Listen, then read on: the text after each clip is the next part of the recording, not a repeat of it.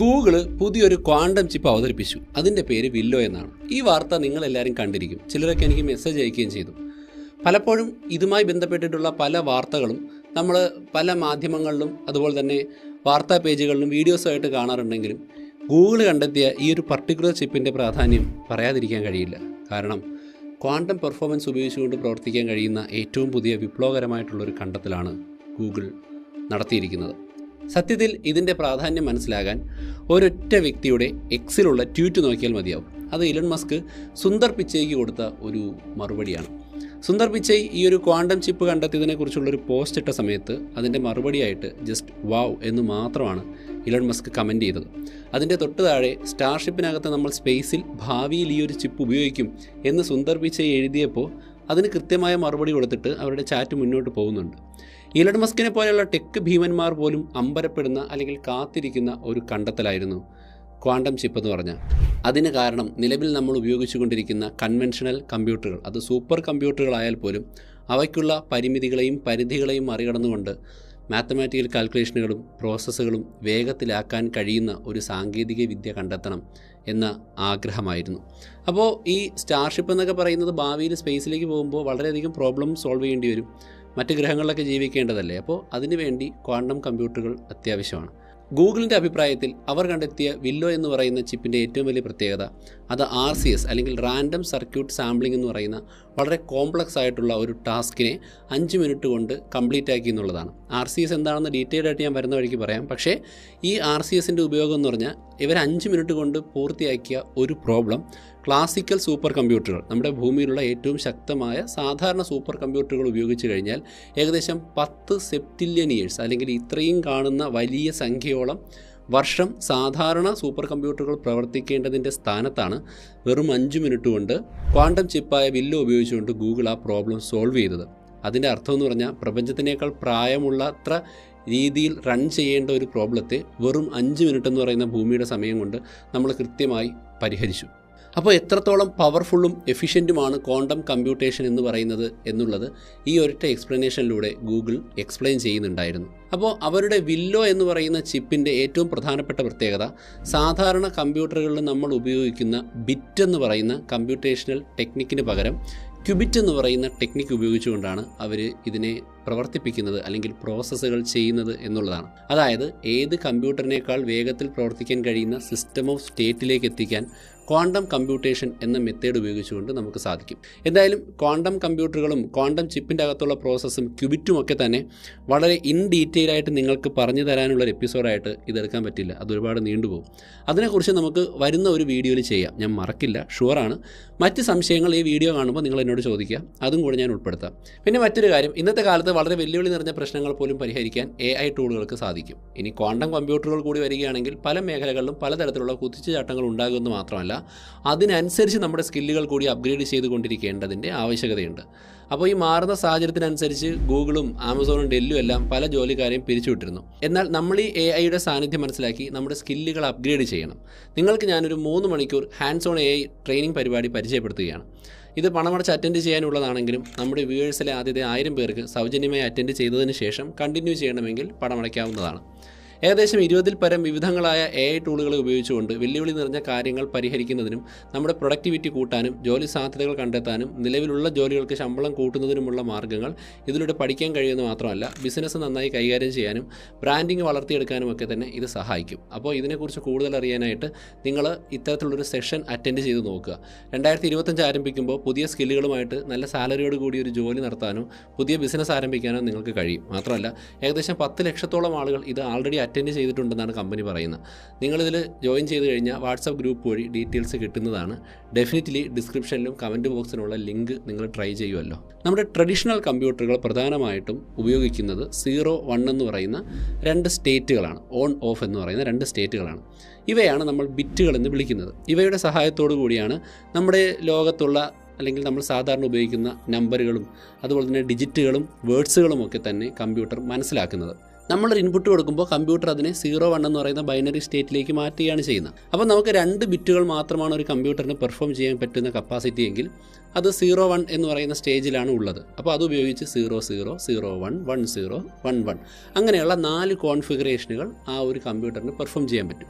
അപ്പോൾ അത്ര എണ്ണം കോൺഫിഗറേഷൻ മാത്രമേ സാധിക്കൂ. 2n എന്ന് പറയും. അപ്പോൾ 0ഉം 1ഉം മാത്രമാണ് ഒരു കമ്പ്യൂട്ടർ ഉപയോഗിക്കാൻ കഴിയുക എങ്കിൽ 4 കോൺഫിഗറേഷൻ ഓഫ് സ്റ്റേറ്റിൽ അതിന് പ്രോബ്ലം സോൾവ് ചെയ്യാം.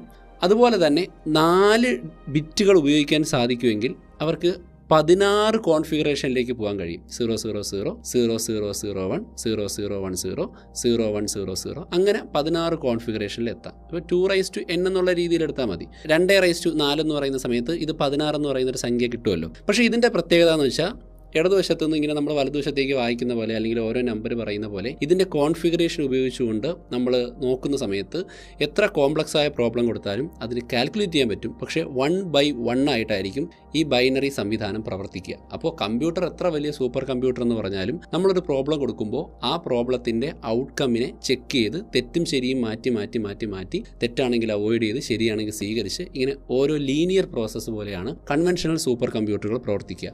അതുകൊണ്ടാണ് എത്ര പവർഫുൾ ആയാലും നമ്മൾ സാധാരണ ഉപയോഗിക്കുന്ന ബൈനറി സിസ്റ്റത്തിനകത്തുള്ള കമ്പ്യൂട്ടേഷണൽ പവർ നമുക്ക് കാൽക്കുലേഷനുകൾ ഉപയോഗിക്കുമ്പോൾ അധികം സമയമെടുക്കുന്നത്. എന്നാൽ ക്വാണ്ടം കമ്പ്യൂട്ടറുകളുടെ പ്രത്യേകത എന്ന് പറയുന്നത് അത് ക്വാണ്ടം മെക്കാനിക്സിനകത്തുള്ള പ്രിൻസിപ്പിൾ ഓഫ് സൂപ്പർ പൊസിഷൻ എന്ന് പറയുന്ന ഒരു പ്രത്യേകതയും എൻറ്റാങ്കിൾമെൻ്റ് എന്ന് പറയുന്ന മറ്റൊരു പ്രത്യേകതയും ഉപയോഗപ്പെടുത്തുന്നുണ്ട്. അതിനകത്ത് ചിലപ്പോൾ ഇലക്ട്രോണോ ഫോട്ടോണോ ആയിരിക്കും ഈ 0-1 എന്ന് പറയുന്ന ബിറ്റിന് പകരം ഉപയോഗിക്കുക.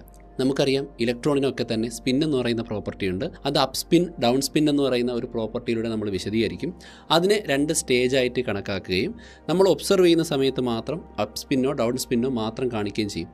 അതുവരെ ഒരു ഇലക്ട്രോണിന് 2 സ്റ്റേറ്റിൽ സൈമൾട്ടേനിയസ്ലി നിൽക്കാൻ കഴിയും. അതിനെയാണ് നമ്മൾ പ്രധാനമായിട്ടും പ്രിൻസിപ്പിൾ ഓഫ് സൂപ്പർ പൊസിഷൻ എന്ന് പറയുന്നത്. അപ്പോൾ ഈ ഒരു രൂപത്തിൽ ഒരു ഇലക്ട്രോണിനെ നമുക്ക് നിലനിർത്തണമെങ്കിൽ നമ്മൾ അതിശക്തമായ കാന്തിക ക്ഷേത്രത്തിലോ അല്ലെങ്കിൽ ഒരു സർക്യൂട്ടറി സിസ്റ്റത്തിനകത്തോ വേണം ആ ഇലക്ട്രോണിനെ ഐസൊലേറ്റ് ചെയ്ത് നിർത്താൻ. അങ്ങനെ ഐസൊലേറ്റ് ചെയ്ത് നിർത്തുന്നതിന് വേണ്ടി നമുക്ക് അബ്സല്യൂട്ട് സീറോയോട് ചേർന്ന രീതിയിലുള്ള കൂളിംഗ് ആവശ്യമുണ്ട്. അപ്പോൾ അതിന് സൂപ്പർ കണ്ടക്ടറുകളുടെ സഹായത്തോടു കൂടി ഹീലിയവും മറ്റും ഉപയോഗിച്ചുകൊണ്ട് കൂൾ ചെയ്ത് നിർത്തേണ്ട ആവശ്യകതയുണ്ട്. അതുകൊണ്ടാണ് നമ്മൾ ക്വാണ്ടം കമ്പ്യൂട്ടർ എന്ന് പറഞ്ഞ് കാണുന്ന ചിത്രത്തിൽ ഇതുപോലെ കാണുന്ന ഒരു സംവിധാനം ഉള്ളത്. ഇത് മൊത്തത്തിൽ ക്വാണ്ടം കമ്പ്യൂട്ടർ അല്ല, അതിനകത്തിരിക്കുന്ന ചിപ്പ് വളരെ ചെറുതാണ്. എന്നാൽ ഈ സംവിധാനത്തെ മുഴുവൻ ഈ ക്വാണ്ടം സ്റ്റേറ്റിലേക്ക് നിർത്താൻ അല്ലെങ്കിൽ ഇലക്ട്രോണുകളെ കൃത്യമായ രീതിയിൽ ക്യൂബിറ്റുകളാക്കി നിലനിർത്തി അവിടെ ഒരു കൊഹറൻസ് ഉണ്ടാക്കിയെടുക്കാൻ അവർക്ക് നല്ല രീതിയിൽ കൂളിങ്ങും സംവിധാനങ്ങളും ആവശ്യമുണ്ട്. എന്ന് മാത്രമല്ല ഇതിനകത്തിരിക്കുന്ന വളരെ ചെറിയ ഇലക്ട്രോണുകളെ മറ്റ് ഇൻ്റർഫറൻസുകൾ വന്നിട്ട് ശല്യമുണ്ടാക്കാൻ പാടില്ല. ഇലക്ട്രിക്കൽ ചാർജോ മാഗ്നറ്റിക് ഫീൽഡുകളുടെ ഡിഫറൻസോ എക്സ്റ്റേണൽ നോയ്സുകളോ ഒന്നും തന്നെ പ്രശ്നമുണ്ടാക്കാൻ പാടില്ല. അപ്പോൾ ആ രീതിയിൽ ക്യൂബിറ്റുകളെ സ്റ്റോർ ചെയ്ത് വെച്ചിട്ട് അതിനെ കുറേ നേരം നമ്മൾ ആ കൊഹറൻസ് സ്റ്റേറ്റിൽ നിർത്താൻ വേണ്ടിയാണ് ആ ഒരു സംവിധാനം ഉണ്ടാക്കി വെച്ചിരിക്കുക. അപ്പോൾ ഒരു 4-5 ഇലക്ട്രോൺ ഉണ്ടെങ്കിൽ അതെല്ലാം ഓരോ ക്യൂബിറ്റായിട്ട് പ്രവർത്തിക്കും. അവയെല്ലാം തന്നെ ഒരേ സമയം നമുക്ക് ഒബ്സർവ് ചെയ്യുന്ന സമയത്താണ് റിസൾട്ട് തരിക. അതുകൊണ്ട് സാധാരണ കൺവെൻഷണൽ കമ്പ്യൂട്ടറുകളിൽ വരുന്നത് പോലെ ഒരു ഭാഗത്ത് നിന്ന് തുടങ്ങി ചെക്ക് ചെയ്ത് ശരിയാണോ തെറ്റാണോ എന്ന് ഓരോന്നായിട്ട് നോക്കുന്നതിന് പകരം സ്പോണ്ടേനിയസ് ആയിട്ട് സ്പോട്ടിൽ ഈ ക്യൂബിറ്റുകൾക്ക് വളരെ വലിയ കോംപ്ലക്സ് ആയിട്ടുള്ള മാത്തമാറ്റിക്കൽ പ്രോബ്ലത്തിൻ്റെ റിസൾട്ടുകൾ കൃത്യമായി നമുക്ക് തരാൻ കഴിയും എന്നൊരു പ്രത്യേകതയാണ് സാധാരണ രീതിയിൽ ഉള്ളത്. അതുപോലെ തന്നെ സാധാരണഗതിയിൽ ഒരു ഇലക്ട്രോണുമായിട്ട് സൂപ്പർ പൊസിഷനിൽ വന്ന മറ്റൊരു ഇലക്ട്രോൺ ഉണ്ടെങ്കിൽ അവർക്ക് ഒരു കോമൺ ആയിട്ടുള്ള പ്രത്യേകതയുണ്ട്. അതായത് ക്വാണ്ടം എൻറ്റാങ്കിൾമെൻറ്റ്. അപ്പോൾ സൂപ്പർ പൊസിഷൻ കണ്ടീഷനിൽ നിന്ന് നമ്മൾ സെപ്പറേറ്റ് ആക്കിയ ഒരേ ക്വാണ്ടം സ്റ്റേറ്റിൽ പോകുന്ന 2 ഇലക്ട്രോണുകളിൽ ഒന്നിനുണ്ടാകുന്ന വ്യത്യാസം അടുത്ത ഇലക്ട്രോണിനെയും എത്ര ദൂരെയാണെങ്കിലും സൈമൾട്ടേനിയസ്ലി ബാധിക്കും എന്നൊരു ക്വാണ്ടം പ്രോപ്പർട്ടി കൂടിയുണ്ട്. അതുകൊണ്ട് തന്നെ ഇവയ്ക്കിടയിൽ പ്രവർത്തിക്കുമ്പോൾ ഡിലേ ഉണ്ടാകാത്ത രീതിയിൽ നമുക്ക് മിനിറ്റുകൾക്കും സെക്കൻഡുകൾക്കുമകം പല പ്രശ്നങ്ങളെയും പരിഹരിക്കാൻ കഴിയും. എന്നാൽ നമ്മൾ പ്രധാനമായിട്ടും മനസ്സിലാക്കി വെച്ചിരിക്കേണ്ടത് ഇത്ര പെട്ടെന്ന് മാത്തമാറ്റിക്കൽ പ്രോബ്ലങ്ങളും പ്രോസസ്സുകളും ഒക്കെ സ്പീഡപ്പ് ആക്കാൻ കഴിയുന്ന ഒരു സംവിധാനമുണ്ടെങ്കിൽ അതിന് സ്വാഭാവികമായിട്ടും ക്രിപ്റ്റോഗ്രഫി എന്ന് പറയുന്ന മേഖലയിൽ വളരെ വലിയൊരു പ്രശ്നം ഉണ്ടാക്കാൻ സാധ്യതയുണ്ട് എന്ന് പലരും പറഞ്ഞിരുന്നു. അതായത് ബിറ്റ്കോയിൻ പോലെയുള്ള ക്രിപ്റ്റോ കറൻസികളുടെ സെക്യൂരിറ്റി എന്ന് പറയുന്നത് അവയെ സോൾവ് ചെയ്യാനെടുക്കുന്ന മാത്തമാറ്റിക്കൽ പ്രോബ്ലത്തിൻ്റെ ഇൻറ്റൻസിറ്റി പോലെ ഇരിക്കും. അത് ഡീസെൻട്രലൈസ്ഡ് ആണ്, ബ്ലോക്ക് ചെയിൻ ടെക്നോളജിയാണ് എന്നൊക്കെ പറയുമ്പോഴും ഇത്ര മനസ്സിലാക്കിയിരിക്കുക, ഒരു ബിറ്റ്കോയിൻ്റെ വാല്യൂ എന്ന് പറഞ്ഞാൽ എത്രമാത്രം പാടുള്ള മാത്തമാറ്റിക്കൽ പ്രോബ്ലം സോൾവ് ചെയ്താലാണോ അതിനെ നമുക്ക് ഉണ്ടാക്കിയെടുക്കാൻ കഴിയുന്നത് അത്രത്തോളം ശക്തമാണ്. അതുകൊണ്ടാണ് ബിറ്റ്കോയിൻ മൈനിങ് എന്ന് പറയുന്ന മേഖലയിൽ ഒരുപാട് ഗ്രാഫിക്സ് കാർഡുകളുടെ ആവശ്യം വരുന്നത്. അത് ക്ലാസിക്കൽ മെക്കാനിസം ഉപയോഗിച്ചുകൊണ്ടാണ് പ്രവർത്തിക്കുന്നത്, അല്ലെങ്കിൽ ക്ലാസിക്കലായിട്ടുള്ള കമ്പ്യൂട്ടറുകളാണ്. എന്നാൽ ക്വാണ്ടം ചിപ്പുകൾ ഉണ്ടെങ്കിൽ നമുക്ക് ഇത്രയും വലിയ സംവിധാനത്തിൻ്റെ ആവശ്യമോ സമയത്തിൻ്റെ ആവശ്യമില്ല. വളരെ പെട്ടെന്ന് പ്രോബ്ലം സോൾവ് ചെയ്യാൻ പറ്റും. അപ്പോൾ അതിനകത്ത് എക്സ്പെർട്ടുകൾ പ്രധാനമായിട്ടും പറയുന്നത് നിലവിൽ, അതായത് ഇപ്പോഴത്തെ കണ്ടീഷനിൽ ബിറ്റ് കോയിനുകളുടെ എൻക്രിപ്ഷൻ എന്ന് പറയുന്നത് സത്യത്തിൽ ക്വാണ്ടം ചിപ്പുകളിൽ നിന്നും കുറച്ച് അകലെയാണ്. അതായത് നമ്മൾ ക്വാണ്ടം ചിപ്പ് കണ്ടെത്തിയതേ ഉള്ളൂ. അതിനകത്ത് ഒരു 105 ക്യൂബിറ്റുകൾ മാത്രമാണ് ഉപയോഗിക്കുന്നത്. എന്നാൽ ഏകദേശം 13 മില്യണോളം ക്യൂബിറ്റുകൾ ഉപയോഗിച്ചുകൊണ്ട് മാത്രം സോൾവ് ചെയ്യാൻ കഴിയുന്നത്ര കോംപ്ലക്സ് ആയ പ്രോബ്ലങ്ങളാണ് സാധാരണ ബിറ്റ് കോയിൻ പോലെയുള്ള ക്രിപ്റ്റോ കറൻസികളുടെ ബ്ലോക്ക് ചെയിൻ ടെക്നോളജിക്കകത്ത് ഉള്ളത്. അതുകൊണ്ട് നിലവിൽ ഇത് ഭീഷണിയില്ല. പക്ഷേ ഈ ക്വാണ്ടം ചിപ്പുകളുടെ കപ്പാസിറ്റിയും ക്യൂബിറ്റുകളുടെ എണ്ണവും വളരെ വൈകാതെ കൂടും. അങ്ങനെ കൂടുന്ന സമയത്ത് ചിലപ്പോൾ ബ്ലോക്ക് ചെയിൻ ടെക്നോളജിയെ മറികടക്കാനും പെട്ടെന്ന് ഇവയുടെ ഒരു വില ഇല്ലാതാക്കുന്ന രീതിയിൽ ഇവയെ പ്രോസസ്സ് ചെയ്തെടുക്കാനും സാധ്യതയുള്ളതുകൊണ്ട് എത്രയും പെട്ടെന്ന് ഇവയുടെ അൽഗോരിതം ക്വാണ്ടം പ്രോസസ്സിംഗ് ഫ്രീ അല്ലെങ്കിൽ ക്വാണ്ടം മെക്കാനിക്സ് ഉപയോഗിച്ചുകൊണ്ടോ ക്വാണ്ടം ചിപ്പുകളുടെ സഹായത്തോടു കൂടി ബ്രേക്ക് ചെയ്യാൻ കഴിയാത്ത ലെവലിലേക്ക് എത്തിക്കുക എന്നൊരു ആവശ്യകത ഉണ്ട് എന്ന് ഗവേഷകർ വാണിംഗ് കൊടുക്കുന്നു. അതായത് ക്വാണ്ടം ചിപ്പ് ഗൂഗിൾ വില്ലോയായിട്ട് കണ്ടെത്തിയ സ്ഥിതിക്ക് ഇനി ബ്ലോക്ക് ചെയിൻ ടെക്നോളജിയും ബിറ്റ് കോയിൻ മൈനിങ്ങിന് ആവശ്യമായിട്ടുള്ള പ്രോബ്ലങ്ങളും കുറച്ചുകൂടി കോംപ്ലക്സ് ആക്കി ഇവോൾവ് ചെയ്ത് കൊണ്ടുവരേണ്ട ഒരു പ്രാധാന്യം കൂടിയുണ്ട്. എന്നാൽ ക്വാണ്ടം കമ്പ്യൂട്ടിംഗ് ഫേസ് ചെയ്യുന്ന 2 പ്രശ്നങ്ങളുണ്ട്. അതിലൊന്നെന്ന് പറയുന്നത് ഇററും, രണ്ടെന്ന് പറയുന്നത് സ്കെയിലബിലിറ്റിയാണ്. അതായത് ക്യൂബിറ്റുകളുടെ എണ്ണം കൂടുന്ന സമയത്ത് തെറ്റുകൾ ഉണ്ടാകാനുള്ള സാധ്യതയുണ്ട്. കാരണം അതിനകത്ത് ഇലക്ട്രോണുകളും മറ്റുമാണ് ഉപയോഗിക്കുന്നത്. അവയ്ക്ക് എക്സ്റ്റേണൽ ആയിട്ടുള്ള എന്തെങ്കിലും തടസ്സമുണ്ടായാൽ വലിയ പ്രോബ്ലം ചെയ്യുമ്പോൾ ചിലപ്പോൾ അതിനകത്ത് വരുന്ന റിസൾട്ടുകൾക്ക് പ്രശ്നമുണ്ടാകാൻ സാധ്യതയുണ്ട്. അപ്പോൾ അതിനെ ഇറർ ഫ്രീ ആയിട്ട് നിലനിർത്തുന്നത് വളരെ ബുദ്ധിമുട്ടുള്ളൊരു കാര്യമാണ്. എന്നാൽ വില്ലോ ചിപ്പിനകത്ത് അവർ ചെയ്തിരിക്കുന്ന ഏറ്റവും വലിയ പ്രത്യേകത എന്ന് പറയുന്നത് ഇറർ പ്രൂഫ് ആക്കുന്നതിന് വേണ്ടിയുള്ള പ്രത്യേകതരം കോഡുകളും റിലയബിൾ ആക്കി പ്രശ്നങ്ങൾ പരിഹരിക്കുന്നതിനുമുള്ള പലതരത്തിലുള്ള പരിഹാരങ്ങളും അതിനകത്ത് കൊണ്ടുവന്നിട്ടുണ്ട്. അങ്ങനെ കൊണ്ടുവരുന്ന സമയത്ത് വളരെ കറക്റ്റ് ആയിട്ടുള്ള രീതിയിൽ കാര്യങ്ങളെ അവലംബിക്കാൻ സാധിക്കുമെന്നാണ് ഗൂഗിൾ ഈ ഒരു അവസരത്തിൽ പറയുന്നത്. അപ്പോൾ ഇത്തരത്തിൽ ക്യൂബിറ്റുകൾ സെൻസിറ്റീവ് ആണെന്ന് ഞാൻ പറഞ്ഞല്ലോ. അപ്പോൾ ഇതിനുള്ള കാരണം അവർ ഇൻഫർമേഷൻ നഷ്ടപ്പെടുത്തും എന്നുള്ളതാണ്. വളരെ ചെറിയ രീതിയിലുള്ള എൻവയോൺമെൻറ്റൽ ചേഞ്ചുകൾ, ടെമ്പറേച്ചർ ഡിഫറൻസുകൾ, ഇലക്ട്രോ മാഗ്നറ്റിക് നോയ്സുകൾ, മെറ്റീരിയലിലുള്ള ചെറിയ ഇൻപെർഫെക്ഷൻ എന്നിവയൊക്കെ തന്നെ ക്വാണ്ടം ചിപ്പുകളുടെ പ്രവർത്തനത്തെ ബാധിക്കാം. അങ്ങനെ നിരന്തരം ഇററുകൾ ഉണ്ടാകാൻ തുടങ്ങിക്കഴിഞ്ഞാൽ ഒരിക്കലും നമുക്ക് ക്വാണ്ടം കമ്പ്യൂട്ടറുകളെ വിശ്വസിക്കാൻ കഴിയില്ല. ചരിത്രപരമായി നോക്കിക്കഴിഞ്ഞാൽ എത്രത്തോളം ക്യൂബിറ്റുകളുടെ എണ്ണം കൂടുന്നോ അത്രത്തോളം തന്നെ വലിയ ഇററുകൾ ഇതിനകത്ത് വന്നതായിട്ട് കണ്ടിട്ടുണ്ട്. അതുപോലെ തന്നെ ഈ പറയുന്ന വില്ലോ എന്ന് പറയുന്ന ക്യൂബിറ്റിന്റെ ഗ്രിഡിലും ഈ ഒരു സംഭവം ഉണ്ടാകാതിരിക്കുന്നതിന് വേണ്ടി ഗൂഗിൾ ചെയ്ത കാര്യങ്ങൾ എന്തൊക്കെയാണെന്ന് ഞാൻ പറയാം. സാധാരണ 3x3 എന്ന് പറയുന്ന ഒരു സ്കെയിൽ ലെവലിൽ നിന്നും 7x7 എന്ന് പറയുന്ന സ്കെയിൽ ലെവലിലാണ് ഇപ്പോൾ ക്യൂബിറ്റുകൾ ഉപയോഗിച്ചുകൊണ്ട് വില്ലോ പ്രവർത്തിക്കുന്നത്. എന്നാൽ ഇതിനകത്ത് വരുന്ന തെറ്റുകൾ പരിഹരിക്കുന്നതിന് വേണ്ടി ഏകദേശം 30 വർഷത്തോളമുള്ള പ്രയത്നമാണ് ഗൂഗിൾ നടത്തിയിരിക്കുന്നത്. അതിലൂടെ ഇററുകൾ കറക്റ്റ് ചെയ്യുകയും കൊഹറൻസ് എന്ന് പറയുന്ന ഒരു സംവിധാനത്തെ കൂടുതൽ സമയം നിലനിർത്താനും ഗൂഗിൾ ശ്രമിച്ചു. എന്താണ് കൊഹറൻസ്? അതായത് നമ്മൾ പറഞ്ഞു ഏതെങ്കിലും മാഗ്നറ്റിക് ഫീൽഡിലോ സർക്യൂട്ടറിയിലോ ഒക്കെയാണ് ഇലക്ട്രോണുകളെ നിലനിർത്തി അവയെ നമ്മൾ ക്യൂബിറ്റുകളായിട്ട് ഉപയോഗിക്കുന്നത്. പക്ഷേ അതിന് അധിക നേരം അങ്ങനെ നിലനിർത്താൻ പറ്റില്ല. എത്ര നേരം അതിനെ ആ ഒരു സ്റ്റേജിൽ നമുക്ക് നിലനിർത്തി ക്യൂബിറ്റുകളായിട്ട് ഉപയോഗിക്കാൻ കഴിയുമോ അതിനെയാണ് കൊഹറൻസ് എന്ന് പറയുന്നത്. ഇംഗ്ലീഷിൽ പറഞ്ഞു കഴിഞ്ഞാൽ coherence time is how long a qubit stays in a correct quantum state to perform calculation എന്നാണ് സാധാരണ ഡെഫിനിഷൻ എന്ന് പറഞ്ഞാൽ. അതായത് ലോങ്ങർ ആയിട്ടുള്ള കൊഹറൻസ് ടൈമിൽ നിൽക്കുകയാണെങ്കിൽ കൂടുതൽ റിലയബിൾ ആയിട്ടുള്ള ഓപ്പറേഷൻസ് ചെയ്യാനും തെറ്റ് കുറഞ്ഞ രീതിയിൽ നമുക്ക് മൾട്ടിപ്പിൾ ഫിസിക്കൽ ക്യൂബിറ്റുകളെ ക്രിയേറ്റ് ചെയ്തിട്ട് അതിനെ നമുക്ക് ഔട്ട്സ്റ്റാൻഡിംഗ് ആയിട്ടുള്ള ഇൻഫർമേഷനുകളാക്കി പ്രോസസ്സ് ചെയ്യാനും സാധിക്കുമെന്ന് പറയുന്നു. അതിനുവേണ്ടി ഉപയോഗിക്കുന്ന അഡ്വാൻസ്ഡ് ആയിട്ടുള്ള ചില സംവിധാനങ്ങളും സ്പെഷ്യൽ അൽഗോരിതങ്ങളുമുണ്ട്. അതിൽ അത്തരത്തിലുള്ള ഇറർ സപ്രഷന് വേണ്ടിയും അതുപോലെ തന്നെ സ്കെയിലബിലിറ്റി ഇഷ്യൂ ഉണ്ടാകുമ്പോൾ ഇൻഫർമേഷൻ നഷ്ടപ്പെടാതിരിക്കുന്നതിന് വേണ്ടിയാണ് സത്യത്തിൽ ഇത്രയും നാൾ വില്ലോയെ ഇൻട്രൊഡ്യൂസ് ചെയ്യുന്നതിൽ നിന്നും അവർ പുറകോട്ട് മാറിക്കൊണ്ടിരുന്നത് എന്നതാണ് പ്രത്യേകത. അപ്പോൾ ഇവിടെ വരുന്ന മറ്റൊരു കാര്യം ഞാൻ പറഞ്ഞു, ആദ്യം ഒരു റാൻഡം സർക്യൂട്ട് സാമ്പിളിങ്ങിനെ കുറിച്ച് പറഞ്ഞിരുന്നു. അത് സത്യത്തിൽ ഇതിൻ്റെ ഇററുകൾ കുറയ്ക്കുന്നതിന് വേണ്ടിയുള്ള ഒരു സംവിധാനമാണ്. അതായത് റാൻഡം ആയിട്ടുള്ള ക്വാണ്ടം സർക്യൂട്ടുകൾ ഉപയോഗിച്ചുകൊണ്ട് എത്ര എഫിഷ്യൻ്റ് ആയിട്ടാണ് ക്വാണ്ടം കമ്പ്യൂട്ടറുകൾ പ്രവർത്തിക്കുക എന്ന് കണ്ടെത്താൻ വേണ്ടി പലതരത്തിലുള്ള മെത്തേഡുകൾ ചില സർക്യൂട്ടുകൾ ഉപയോഗിക്കുന്നു. അപ്പോൾ ഈ RCSൻ്റെ സഹായത്തോടു കൂടി പലതരത്തിലുള്ള ടാസ്കുകൾ കൊടുക്കുകയും അവയുടെ സൈസ് ഇൻക്രീസ് ചെയ്യുമ്പോൾ എത്രത്തോളം തെറ്റ് വരുന്നു എന്ന് മനസ്സിലാക്കാനുമുള്ള പരിപാടികളാണ് അവർ വിഭാവനം ചെയ്തിരുന്നത്. അങ്ങനെ വരുന്ന സമയത്ത് ഇവയുടെ പല സിമുലേഷനുകളിലൂടെയും പല ടാസ്കുകളിലൂടെയും അതുപോലെ തന്നെ ഫാസ്റ്റർ സൂപ്പർ കമ്പ്യൂട്ടറുകളുമായിട്ട് ഇതിനെ മത്സരിപ്പിച്ചതിന് ശേഷമൊക്കെ തന്നെ എത്രത്തോളം ഇറർ ഫ്രീ ആണെന്ന് അറിയാൻ ഡിഫറൻ്റ് ആയിട്ടുള്ള സർക്യൂട്ടറി മെത്തേഡുകൾ ഇതിനകത്തേക്ക് അവർ പരീക്ഷിക്കാൻ ആരംഭിക്കുകയും അങ്ങനെ നോക്കി വന്നപ്പോൾ ഇതുവരെ ഉണ്ടായിരുന്നതിൽ ഏറ്റവും കുറഞ്ഞ ഇററിൽ വില്ലോ എന്ന് പറയുന്ന സൂപ്പർ കമ്പ്യൂട്ടർ ചിപ്പ് സെറ്റ് ചെയ്യാനും ഗൂഗിളിന് സാധിച്ചു.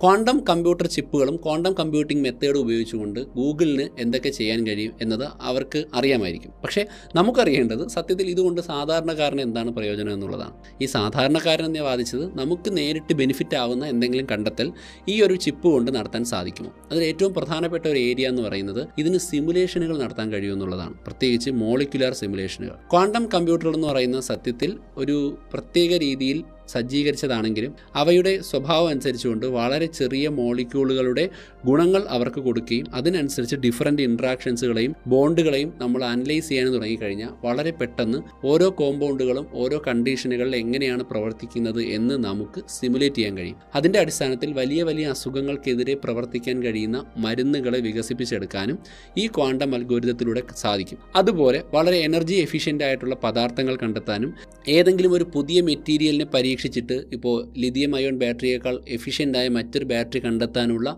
ഒരു സിമുലേഷൻ ഉണ്ടാക്കിയെടുക്കാനും ഒക്കെ സാധിച്ചു കഴിഞ്ഞാൽ അതിന് സാധിക്കും. പക്ഷേ അത് ചെയ്തു കഴിഞ്ഞാൽ നമ്മുടെ ലോകം തന്നെ മാറി മറിയും.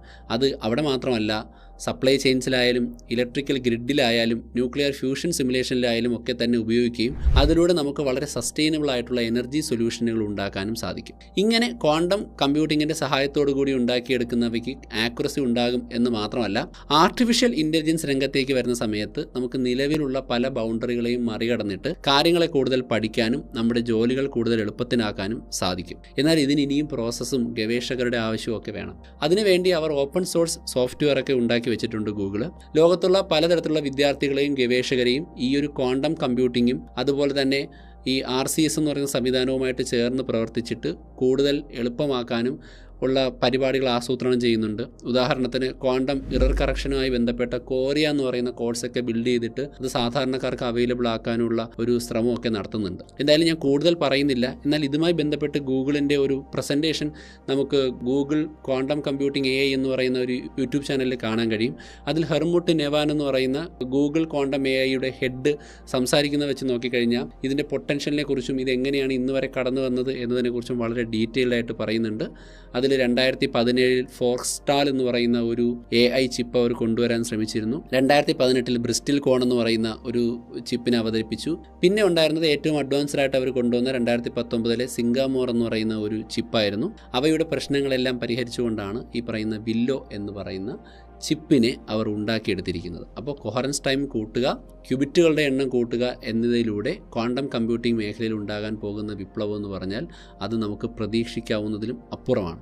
ഈ ഒരു മേഖല കൂടുതൽ വികസിക്കുകയും കൂടുതൽ ക്യൂബിറ്റ് നമ്പറുകൾ ഉൾപ്പെടുത്തുകയും ചെയ്യുമ്പോൾ ഇററുകളൊക്കെ ഇല്ലാതാവുകയും വളരെ വലിയ രീതിയിലുള്ള നേട്ടങ്ങൾ നമുക്ക് ഉണ്ടാക്കും. അത് റിയൽ ടൈമായിട്ട്, അതായത് നമ്മുടെ മൊബൈൽ ഫോണുകളുടെ പ്രവർത്തനത്തെ പോലും നേരിട്ട് സ്വാധീനിക്കുന്ന പ്രശ്നങ്ങളെയും അതുപോലെ തന്നെ സെക്യൂരിറ്റി ഇഷ്യൂസിനെയൊക്കെ വളരെ പെട്ടെന്ന് അനലൈസ് ചെയ്തിട്ട് സോൾവ് ചെയ്യാൻ കഴിയുന്ന രീതിയിലേക്കാണ് ലോകം മാറാൻ പോകുന്നത്. അതുകൊണ്ട് തന്നെ ഇതിൽ വലിയ സാധ്യതകളുണ്ട്. അതുകൊണ്ട് തന്നെ നമ്മൾ സയൻസ്, ടെക്നോളജി, എഞ്ചിനീയറിംഗ്, മാത്ത് അഥവാ STEM എന്ന് പറയുന്ന ഏരിയയിൽ കൂടുതൽ ശ്രദ്ധ കേന്ദ്രീകരിക്കുകയും AI, ക്വാണ്ടം കമ്പ്യൂട്ടിംഗ് തുടങ്ങിയ മേഖലകളെക്കുറിച്ചുള്ള പഠന മേഖലയിലേക്ക് പുതിയ ജനറേഷൻ എത്തിച്ചേരുകയും അതിനെക്കുറിച്ച് പഠിക്കുകയും ചെയ്താൽ ജോലി സാധ്യതയും വലുതാണ്. അതിലൂടെ സമൂഹത്തിനുണ്ടാകാൻ പോകുന്ന മാറ്റങ്ങളും വളരെ വലുത് തന്നെയാണ്. പരമാവധി സംശയങ്ങൾ ചോദിക്കുക. അത്രത്തോളം നിങ്ങൾ അറിയാൻ ആഗ്രഹിക്കുന്നുണ്ടെങ്കിൽ കമൻറ്റ് ചെയ്യുക. വളരെ പെട്ടെന്ന് അടുത്ത എപ്പിസോഡ് ചെയ്യാം. നമുക്ക് മറ്റൊരു എപ്പിസോഡിൽ കണ്ടുമുട്ടാം. അതുവരെ ബൈ.